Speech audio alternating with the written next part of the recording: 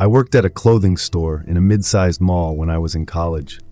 This happened during the Christmas season, when everything stayed open late and everyone was exhausted all the time. I was part-time, mostly closing shifts, mostly folding clothes and dealing with people who were stressed and angry about gifts.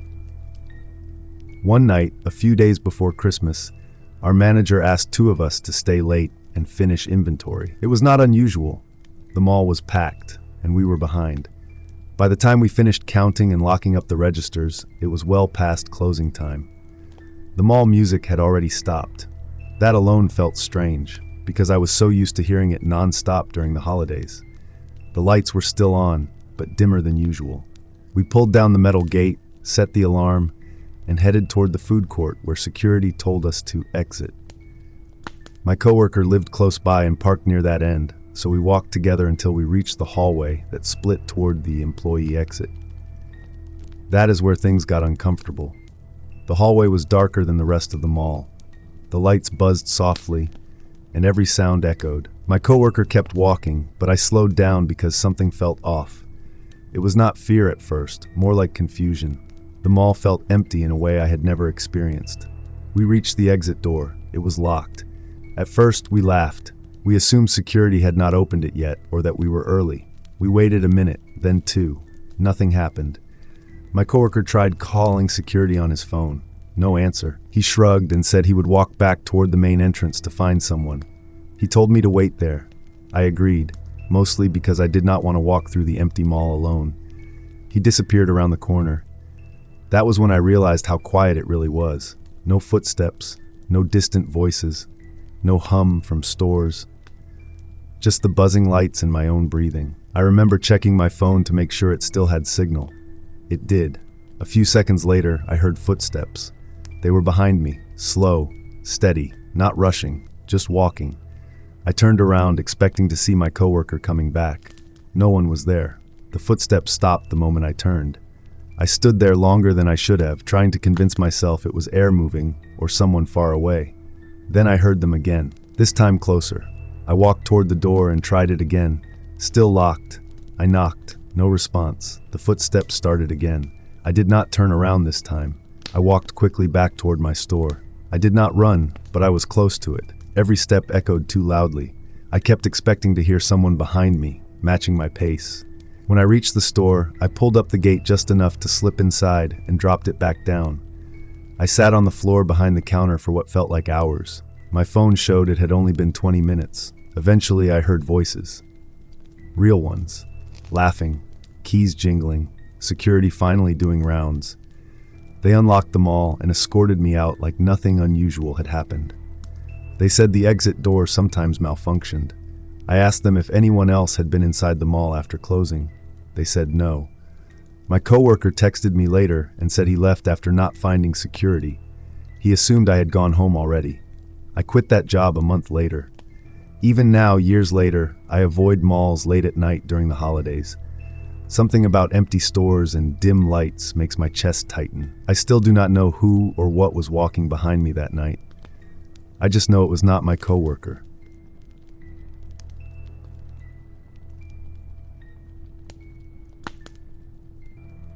This happened a few years ago during the week before Christmas, when the mall was completely packed and everyone was rushing around like they were late for something.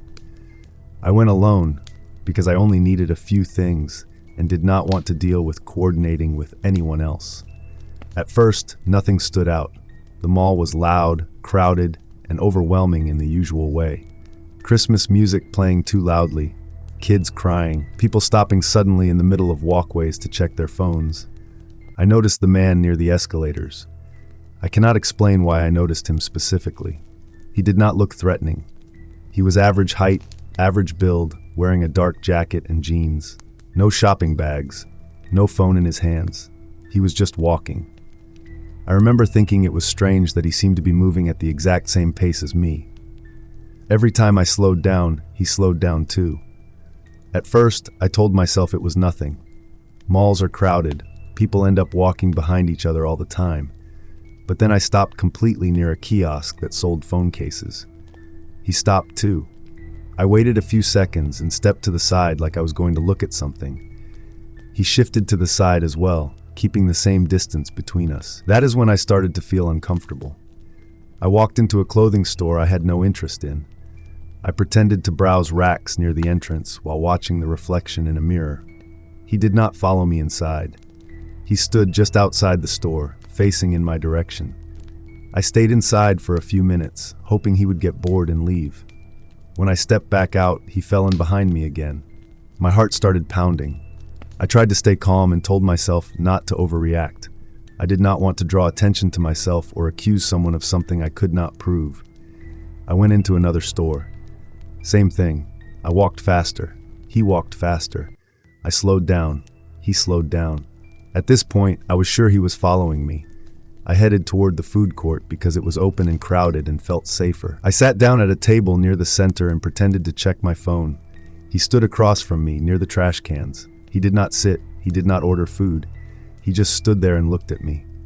I finally looked up at him directly. He smiled. Not wide, not friendly, just a small smile that did not reach his eyes. That was when I stood up and walked straight to mall security. I told them everything. They took it seriously and walked with me back toward the food court. The man was still there. Security approached him and asked him to leave. He did not argue. He did not say anything at all. He just turned and walked toward the exit with them. As they escorted him out, he looked back over his shoulder at me. He was still smiling. Security asked if I wanted to file a report. I said no. I just wanted to go home. I finished my shopping another day. Even now, I'm careful in malls during the holidays. I pay attention to reflections. I trust my instincts more than I used to. Because sometimes someone does not have to say or do anything overtly threatening to make you feel unsafe. Sometimes it is the silence that does it. I worked overnight security at a mall for a little over 2 years while I was saving up money. Most people assume mall security is boring, and for the most part it is.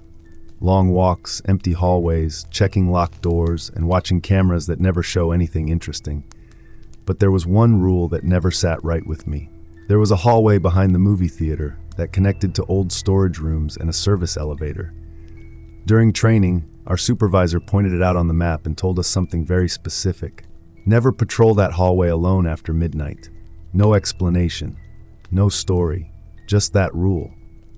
At first I thought it was about safety. Maybe poor lighting or a blind spot for cameras. But over time I noticed something strange. No one ever volunteered to walk it, even in pairs. If it needed checking, it was always done before midnight. One night, a week before Christmas, my partner called in sick. I was alone for the shift. The mall was closed, decorated, and completely silent except for the hum of lights and heaters kicking on and off. Around 1:30 in the morning, I was doing my rounds and realized I had skipped that hallway without thinking about it. I stopped and stared down the entrance. It looked normal, dim, narrow, and quiet. I told myself the rule was probably exaggerated. Maybe something that happened years ago and got blown out of proportion. I had a radio, I had a flashlight, I had keys. So I went in. About halfway down the hall, the air felt colder. Not dramatically, just enough to notice. My footsteps echoed more than usual, like the space was emptier than it should have been. Then I heard a sound. It was laughter. Not loud, not clear, just a soft, breathy sound that echoed slightly off the walls. It sounded like a child. I stopped walking. The laughter stopped too. I stood there for a few seconds, heart racing, radio in my hand. I told myself it had to be pipes or air moving through vents. Old buildings make weird noises. Then I heard it again, this time closer. I turned around and walked back the way I came. I did not run, but I did not slow down either. I kept my eyes forward and focused on getting back to the main corridor. When I reached the brighter part of the mall, I finally felt like I could breathe again. The rest of the shift passed without incident. In the morning, my supervisor asked how the night went. I told him everything. I expected him to laugh. He did not. He just nodded and said that hallway was built over part of an older structure that had been torn down before the mall was finished. He did not elaborate. Then he told me something that stuck with me. He said the cameras in that hallway had never worked properly. They either cut out or showed nothing at all. I never walked that hallway again. And even now, years later, whenever I pass a movie theater late at night, I think about how quiet that laughter was and how close it sounded.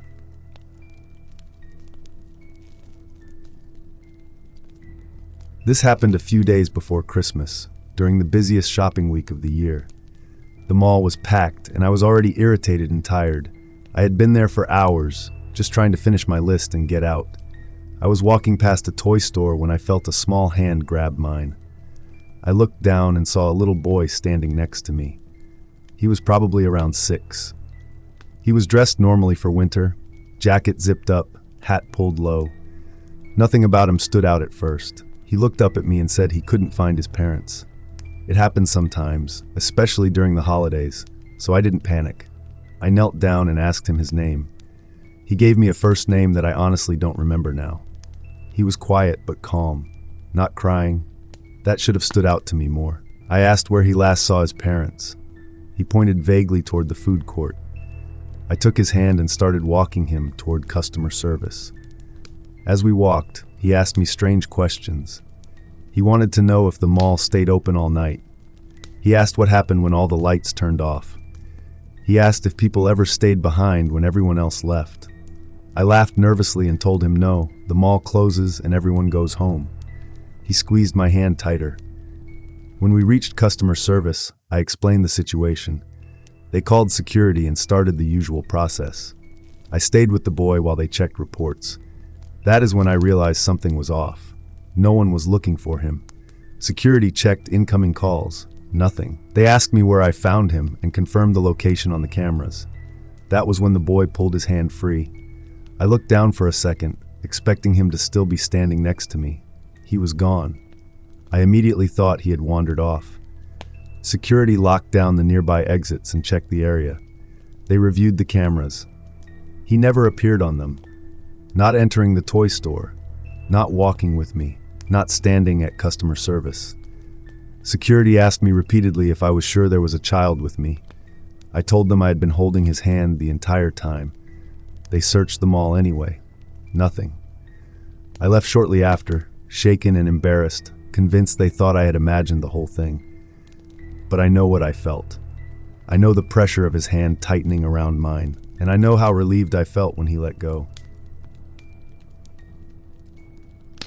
I was 16 when this happened, and it still bothers me more than I like to admit. It was one of those things that did not seem scary in the moment, just strange enough to stick with me. My friends and I were at the mall a few days before Christmas. We were bored and killing time, walking around without really buying anything. When we passed the Santa setup, one of my friends dared me to sit on Santa's lap as a joke. I was old enough that it felt embarrassing, which was exactly why they thought it was funny. I finally agreed, mostly to get them to shut up. I climbed up and sat down. The Santa smelled like fabric and something faintly metallic, maybe from the chair or decorations. I expected him to ask me what I wanted for Christmas. Instead, he smiled and said my full name, first and last. I froze for a second, then laughed. I assumed one of my friends had said it loudly enough for him to hear. I turned to look at them. They were already walking away, still laughing, not paying attention at all. I looked back at Santa and asked him how he knew my name. He leaned forward slightly and lowered his voice. He told me my home address. Not just the street, the full address. I remember my stomach dropping. I asked him to stop joking around. He straightened up and went back to smiling like nothing had happened. I got off his lap and walked away as fast as I could without running. I did not tell my friends what happened. I did not want them to think I was messing with them. The rest of the day felt off. Every time I passed the Santa area, I avoided looking in that direction. Before we left the mall, I glanced over one last time. Santa was looking straight at me. I never told my parents. I never went near a mall Santa again. Even now, as an adult, I get uncomfortable when I see those setups. I know there are normal explanations. Someone overheard something, a coincidence. But I still cannot explain how he knew exactly where I lived.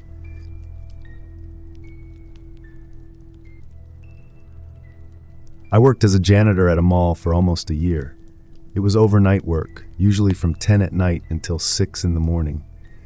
The pay was not great, but it worked with my schedule, and most nights were quiet enough that I could just listen to podcasts and do my job. The mall was completely different at night. During the day, it was loud and chaotic. At night, it felt hollow. The lights were dimmed, the music was off, and every sound echoed. Even small things like pushing my cleaning cart sounded too loud. There were 3 of us on the night crew, but we were usually spread out. Each person had a section. Mine included the food court. That is where things started. Almost every night around 2 in the morning, I heard chairs scraping. At first I thought it was just the building settling, or maybe one of the other cleaners moving furniture. The sound was unmistakable, though. Metal legs dragging across tile. I would walk into the food court, expecting to see someone there. It was always empty. All the chairs were pushed in. Tables lined up exactly how I had left them. No one around, no movement. This went on for weeks. I mentioned it to one of my coworkers. He laughed and said the food court was creepy and that he hated cleaning it. He did not say anything else, and I did not push. One night, I decided to stop pretending it was nothing. Instead of walking in when I heard the sound, I stayed just outside the food court entrance and waited. The scraping started again, slow, controlled, like someone deliberately pulling a chair back. I peeked around the corner. Nothing, but I could hear breathing. Not loud, just enough to notice.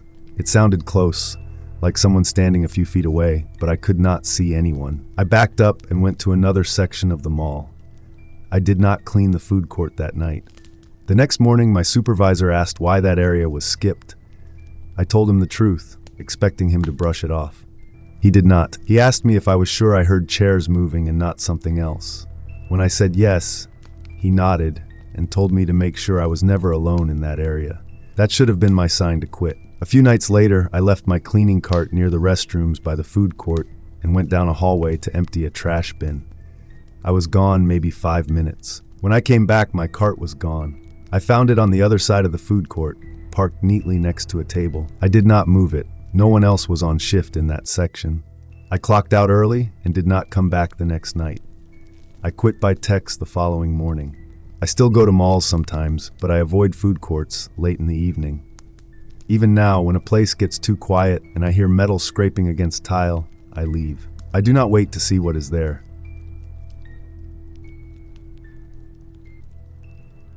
This happened when I was 17 and helping my uncle close his store at the mall a few days before Christmas. He owned a small electronics shop, and during the holidays he stayed open later than most places to catch last-minute shoppers. That night, we were already running behind. It was after closing time, and most of the mall was empty. Security had done their first sweep, and the main lights were dimmed. The mall always felt strange in that in-between state where it was technically closed but not fully shut down yet. I was standing near the counter putting away a box of cables when the mall PA system turned on. At first, I thought it was normal. The system sometimes played announcements when security was locking doors. Christmas music started playing.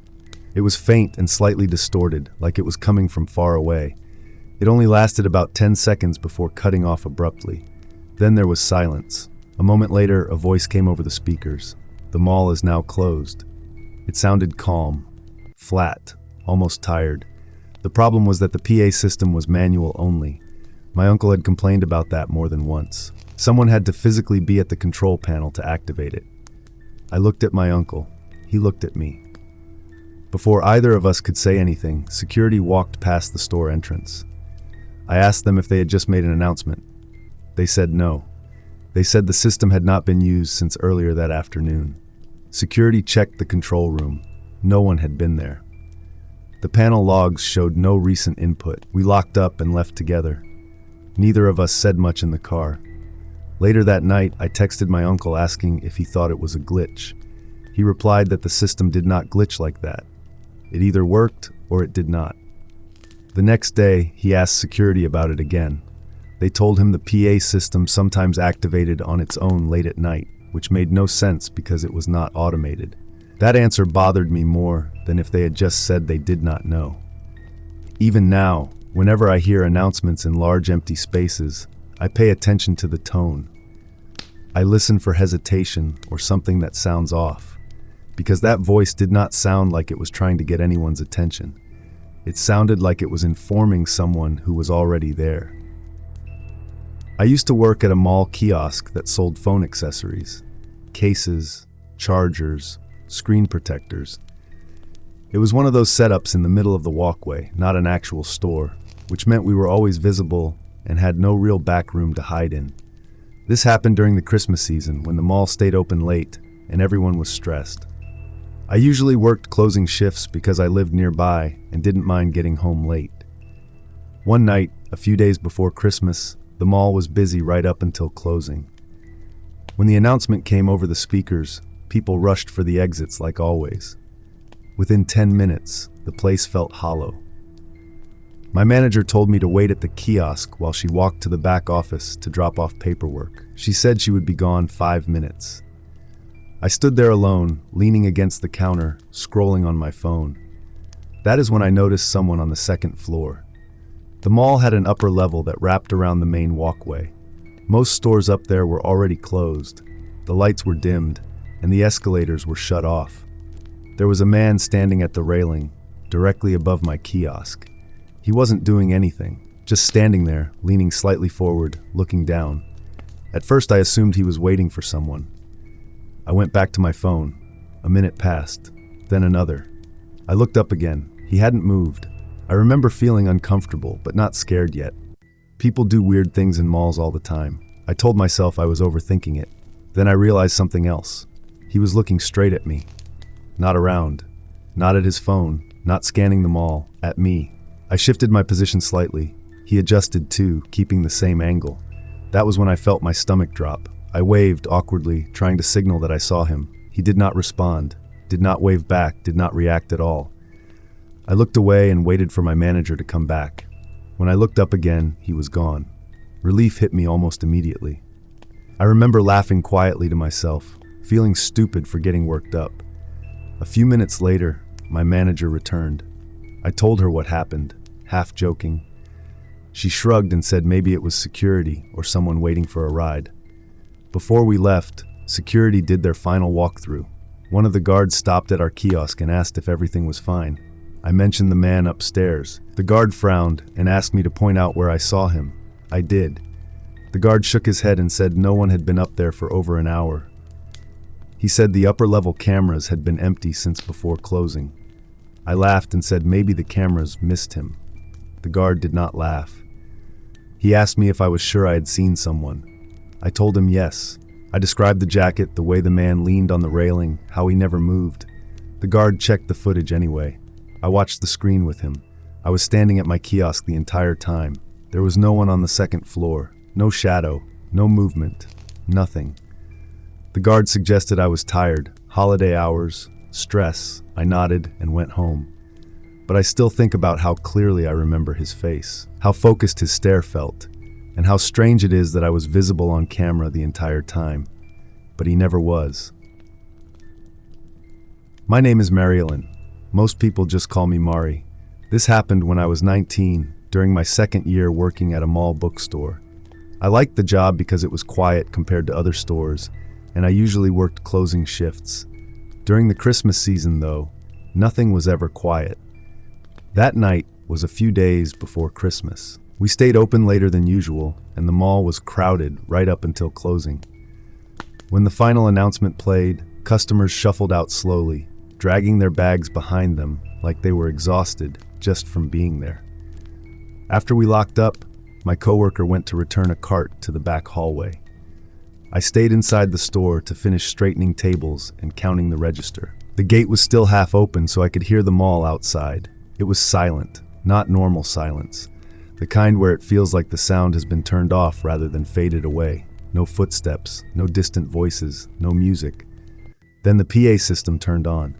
At first I assumed it was the usual closing reminder, but instead of the standard announcement, I heard a soft click followed by my name, Mari. It was calm, clear. Not distorted. I froze. No one ever called me Mari at work except my coworker, and she was in the back hallway. I stepped closer to the gate and listened. Nothing else came over the speakers. I called out to my coworker and asked if she had said my name. She came back into the store and looked confused. She said she had not heard anything and asked why. I told her, and she laughed it off, saying the PA system probably picked up someone's microphone by accident.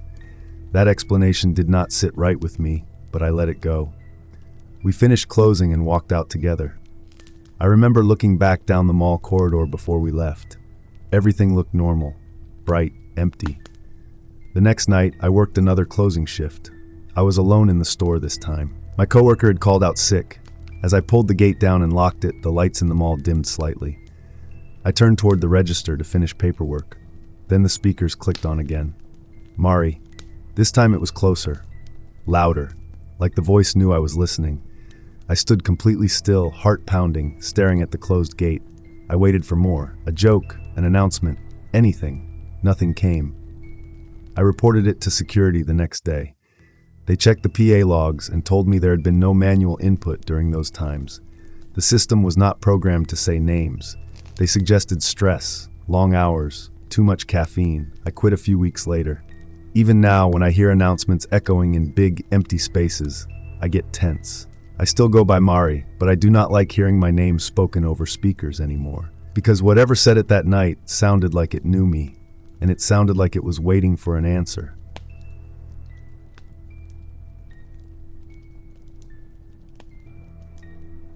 If you enjoy the content, don't forget to like, comment, and subscribe. If you want your story to be featured, send it to me. Check description for the detail. Thank you for watching.